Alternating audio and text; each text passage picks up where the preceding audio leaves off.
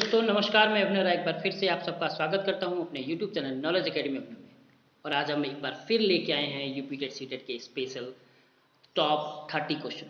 आपने सुना तो होगा ना, प्रैक्टिस मेक मैन परफेक्ट, यानी जितना ज़्यादा हम प्रैक्टिस करेंगे उतना ही ज़्यादा परफेक्ट होंगे। ओके, और इतना प्रैक्टिस करवा देंगे कि जब आप सी टेट के पेपर में बैठें तो आपको सोचना ना पड़े, धड़ा धड़ आपको आंसर आए। ओके, इसके लिए पूरा वीडियो देखिए, वीडियो को शुरू से अंत तक देखिए, एक एक क्वेश्चन पे थोड़ा निगाह डालिए, समझिए चीज़ों को कि यही पैटर्न, यही क्वेश्चन बार बार रिपीटेड होते हैं। ओके, ये भी जो आपके लिए मैं लेके आता हूँ प्रीवियस ईयर क्वेश्चन पेपर ही है, बस इसको थोड़ा सा शॉर्ट किया गया है ताकि मुद्दे की बात आपको समझ में आ जाए।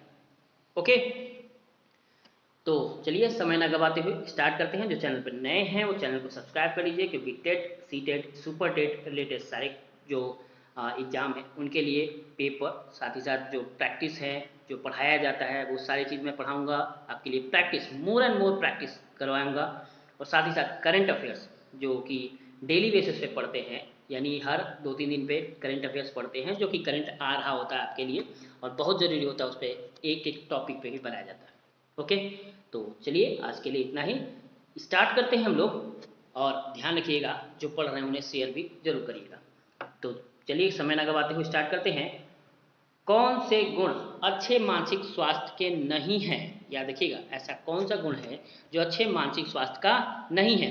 नियमित जीवन, संवेगात्मक परिपक्वता यानी इमोशनल मैच्योरिटी होनी चाहिए, आत्मविश्वास, सहनशीलता, तीसरा बहुत विनीत, स्वयं में सीमित, चौथा स्वमूल्यांकन की योग्यता। ओके, तो जल्दी से आप अपने कॉपी पेन पे निकालिए और उस पर एक टिक भी करते रहिए, साथ साथ में लिखते चलिए और टिक लगाते रहिए। कोशिश करिए, देखिए 30 नंबर में आपके कितने आते हैं, एक बार कमेंट करके जरूर बताइएगा 30 में कितना नंबर आपके आ रहे हैं। ओके, क्योंकि अभी तक काफ़ी प्रैक्टिस करवा चुके हैं हम लोग पियाजे, कोहल, वाइगोस्की से रिलेटेड अलग अलग क्वेश्चन, अलग अलग पैटर्न से रिलेटेड, साथ ही साथ और भी सीडीपी के question, pedagogy, Hindi pedagogy, English pedagogy, Sanskrit pedagogy भी मैंने आप सबके लिए तैयार करवा दिया है, पढ़ा दिया है। ठीक है, तो उसके भी क्वेश्चन कर लीजिएगा। तो चलिए, तो जल्दी जल्दी लिखते हैं कौन सा क्वेश्चन है। सबसे पहले क्या है, मानसिक स्वास्थ्य का नहीं है तो क्या है, याद रखिएगा स्वयं में सीमित। स्वयं में सीमित कोई भी मानसिक गुण का अच्छा स्वास्थ्य नहीं कहलाता। ओके, तो यही एक क्या है, राइट आंसर है, नहीं पूछा है। नेक्स्ट, स्वकेंद्रित अवस्था है बालक के, स्वकेंद्रित अवस्था होती है बालक के, कौन सा, जन्म से 2 वर्ष, 3 से 6 वर्ष, 7 वर्ष से किशोरावस्था तक या किशोरावस्था में। ठीक, याद रखिएगा स्व केंद्रित अवस्था यानी खुद में केंद्रित होते हैं ये अवस्था। ठीक, ये कौन सा है, जन्म से 2 वर्ष यानी शैशव अवस्था जो होता है वो स्व केंद्रित अवस्था होती है। माँ बाप के साय से बाहर निकल अपने साथी बालकों की संगत को पसंद करना संबंधित है। याद रखिएगा, माँ बाप से बाहर निकल के अपने साथी संगत को के पसंद करना क्या है, किशोरावस्था है, पूर्व किशोरावस्था, उत्तर बाल्यावस्था या शैशवावस्था है। ठीक, तो जल्दी से बताइए वो क्या है, किशोरावस्था है। याद रखिएगा, किशोरावस्था में माँ बाप से बाहर होके एक अलग से अपने जीवन जी। ओके, नेक्स्ट देखते हैं, बुद्धि एवं सृजनात्मकता में किस प्रकार का सहसंबंध पाया जाता है? धनात्मक होता है, ऋणात्मक होता है, शून्य होता है या सभी होता है? याद देखिए, बुद्धि और सृजनात्मकता, अगर बुद्धि बढ़ रही है तो सृजनात्मकता बढ़ेगी, सृजनात्मकता बढ़ेगी तो बुद्धि बढ़ेगी, यानी कैसा संबंध पाया जाता है? तो याद रखिएगा धनात्मक संबंध पाया जाता है। कैसा, धनात्मक संबंध पाया जाता है।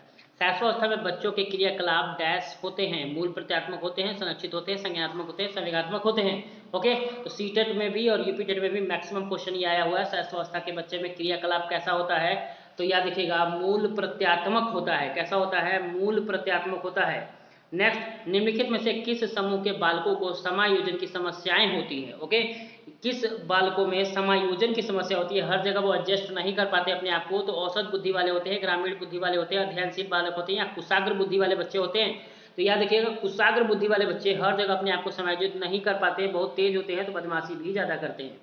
ओके, नेक्स्ट, विकास का वही संबंध परिपक्वता से है जो उद्दीपन का डैश से है। किससे है? विकास का वही संबंध परिपक्वता, यानी विकास से मैच्योरिटी आती है, तो उद्दीपक से क्या आती है?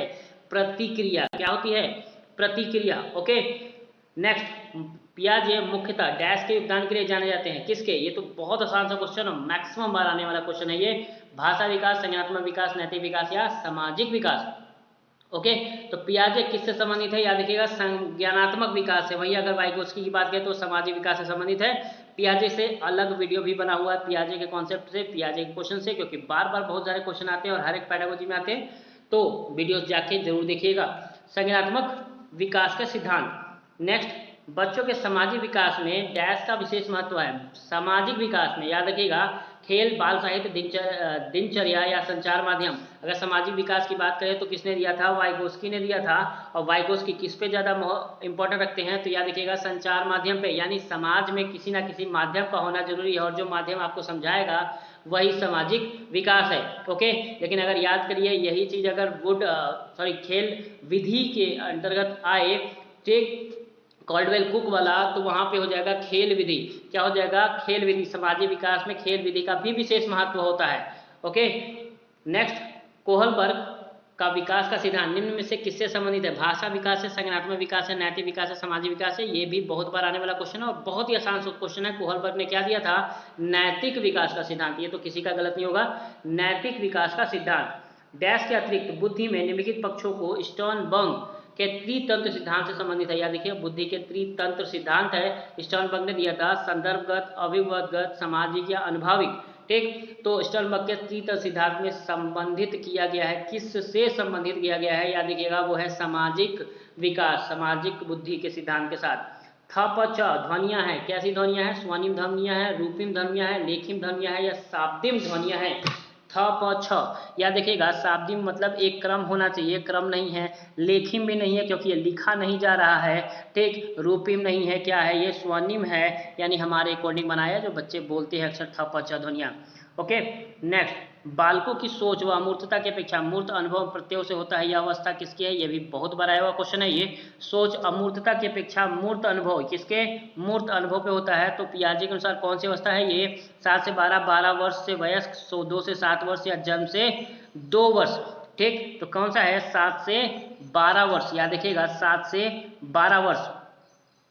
मानव विकास किन दोनों योगदान का परिणाम है? किन दोनों के योगदान का परिणाम है? अभिभावक एवं अध्यापक का, सामाजिक सांस्कृतिक एवं कारकों का, वंशानुक्रम एवं वातावरण का। उपरोक्त में से कोई नहीं। बहुत आसान सा क्वेश्चन है।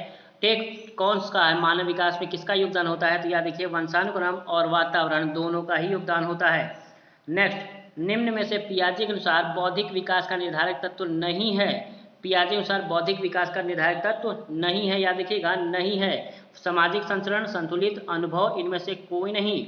किसका नहीं है? याद देखिएगा, किसका नहीं है? तो वो है सामाजिक संचरण। सामाजिक संचरण मतलब किसने दिया? वाइगोस्की ने। वाइगोस्की अगर दिए तो पियाजे तो बिल्कुल नहीं देंगे।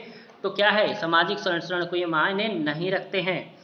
नेक्स्ट, समस्या के अर्थ को जानने की योग्यता और वातावरण के दोषों, कमियों एवं रिक्तियों के प्रति सजगता विशेषता है। प्रतिभाशाली बालकों की, सामान्य बालकों की, सृजनशील बालकों की, या इनमें से एक कोई नहीं। ठीक, तो जल्दी से बताइए, अर्थ जानने की योग्यता, वातावरण के दोषों को समझना, उसकी कमियों को समझना, उसकी रिक्तियों को समझना, यानी सबको समझ के अपना पॉइंट ऑफ व्यू देना। किस बच्चे की कला है? प्रतिभाशाली बालक होते हैं ये, सामान्य बालक होते हैं, सृजनशील बालक होते हैं। जाहिर सी बात है, ऐसे बच्चे कैसे होंगे? सृजनशील बालक होंगे। कैसे होंगे? क्रिएटिव चाइल्ड होंगे, तभी तो इतना ध्यान दे पाएंगे। एक क्रिकेट खिलाड़ी अपनी गेंदबाजों के कौशल को विकसित कर लेता है, पर वह उसके बल्लेबाज के कौशल को प्रभावित नहीं करता। इसे कहते हैं, यानी एक तो सीख रहा है लेकिन दूसरा बिल्कुल नहीं सीख रहा है। याद रखना, एक सीखता है लेकिन दूसरा बिल्कुल प्रभाव नहीं पड़ता, इसका कोई भी प्रभाव इस पर नहीं पड़ता। वो कैसा होता है? तो विधेयात्मक प्रशिक्षण अंतरण होता है, निषेधात्मक प्रशिक्षण अंतरण होता है, शून्य प्रशिक्षण अंतरण होता है। निषेधात्मक मतलब ये बनेगा तो ये और बिगड़ जाएगा।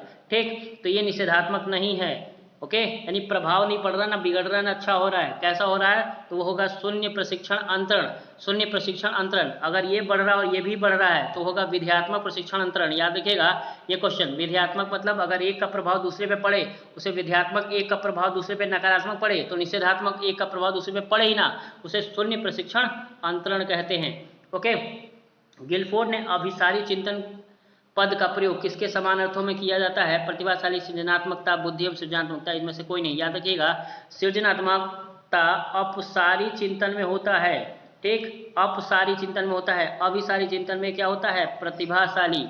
ठीक, किसके लिए होता है? प्रतिभाशाली। बुद्धि में वंशानुक्रम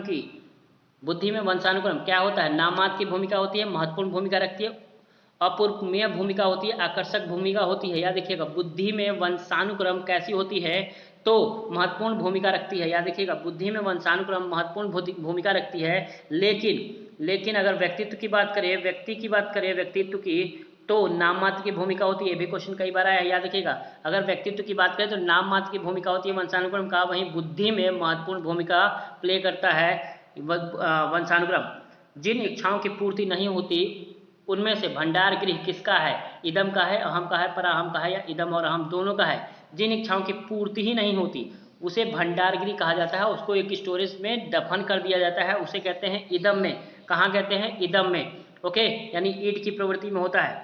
बालक के सामाजिक विकास में सबसे महत्वपूर्ण कारक कौन सा है? जातिवाद, आनुवंशिकता, वातावरण या विद्यालय? ठीक, किसका है सबसे ज्यादा सामाजिक विकास में? तो वो है वातावरण का। किसका? वातावरण का प्रभाव सबसे ज्यादा पड़ता है। नेक्स्ट, लड़कियों में वायु परिवर्तन किस अवस्था में होने लगता है? शैशवावस्था, बाल्यावस्था, किशोरावस्था या प्रौढ़ावस्था? बहुत ही आसान सा क्वेश्चन है। पुबर्टी एज कहते हैं इसे। कौन से एज में होता है? किशोरावस्था में। किसमें? किशोरावस्था में। भाषा विकास में के क्रम में अंतिम क्रम है ध्वनि पहचानना, ध्वनि उच्चारण, शब्दोच्चारण, भाषा विकास की पूर्ण व्यवस्था। ठीक, तो भाषा विकास की सबसे अंतिम अवस्था कौन सा है? भाषा विकास की पूर्ण अवस्था। ओके, नेक्स्ट, भाषा विकास के विभिन्न अंग कौन से होते हैं? हिंदी में पेडागोजी में कई बार पूछा है। भाषा विकास के विभिन्न अंग कौन से होते हैं? अक्षर ज्ञान, सुनकर भाषा समझना, ध्वनि उत्पन्न करने, भाषा उत्पन्न करना, सभी, यानी उपरोक्त सभी इसके अंग हैं। नेक्स्ट, विकासात्मक बाल मनोविज्ञान का जनक किसे माना जाता है? आसान सा क्वेश्चन है। फ्राइड को, ब्रूनर को, जीन पियाजे को, कैली को? तो याद रखिए, विकासात्मक बाल मनोविज्ञान का जनक जीन पियाजे को माना जाता है। किसको माना जाता है? जीन पियाजे। संवेगात्मक स्थिरता के लक्षण क्या है? झगड़ालू होता है, विनोदी होता है, समायोजित होता है, या भीरू होता है? याद रखिएगा, स्थिरता के लक्षण, संवेगात्मक स्थिरता के लक्षण पूछ रहा है। झगड़ालू मतलब ये स्थिर कहाँ है? तो लड़ाई कर रहा ना। विनोदी मतलब बहुत खुश होता है, मस्त रहता है। भीरू मतलब डरपोक होता है, ये भी नहीं हो सकता, दोनों निगेटिव है। दो चीज आपके पास है, विनोदी और समायोजित। तो संवेगात्मक स्थिर का मतलब वो क्या है? समायोजित है, और कहीं पे भी कंट्रोल अपने हाथ में रखता है, अपने दिमाग का। नेक्स्ट, संवेग शब्द का शाब्दिक अर्थ है क्रोध एवं भय, उत्तेजना या भाव में उथल पुथल, स्नेह एवं प्रेम, वातावरण में समायोजन। तो संवेग शब्द का शाब्दिक अर्थ क्या है? उत्तेजनाओं या भाव में उथल पुथल। याद रखिएगा, इमोशन शब्द का मतलब ही है कि उत्तेजनाओं या भाव में उथल पुथल होना। लैमार्क ने अध्ययन किया किस पे? स्कूल का, वातावरण का, समाज का, वंशानुक्रम का? लैमार्क ने किसका अध्ययन किया है? तो याद रखिएगा, वंशानुक्रम का, हेरिडिटी का, बुद्धि में प्रभाव। नेक्स्ट, बालक के समाजीकरण का प्रथम घटक क्या है? परिवार है, विद्यालय, राजनीतिक दल है, क्रीड़ा स्थल है? बहुत बार रिपीटेड में आया हुआ क्वेश्चन है ये, बहुत ही आसान क्वेश्चन है। बालक का समाजीकरण का प्रथम घटक कौन सा है? परिवार। ओके, और लास्ट क्वेश्चन है, निम्नलिखित में से अवांछनीय संवेग है? प्रेम, दगा, घृणा, आश्चर्य? तो अवांछनीय संवेग जो कि नहीं होना चाहिए, और एक टीचर में तो बिल्कुल ही नहीं होना चाहिए। सीटर में कई बार बहुत लंबा चौड़ा क्वेश्चन पूछने के बाद भी ये पूछ लेता है ऐसा कौन सा संवेग है जो टीचरों में नहीं होना चाहिए। वो क्या है? वो है घृणा का संवेग। किसका संवेग? घृणा का संवेग बिल्कुल नहीं हो सकता। तो आज के लिए इतना ही, धन्यवाद। और लाइक जरूर करिए अगर क्वेश्चन अच्छे लगे हों, पॉइंट ऑफ व्यू अच्छा हो, ठीक, तो जरूर से जरूर आप एक लाइक बटन पर जरूर करिए, और एक बार कमेंट करके जरूर बताइए कि आपने इस 30 में से कितना नंबर पाए। धन्यवाद, थैंक यू, नमस्कार।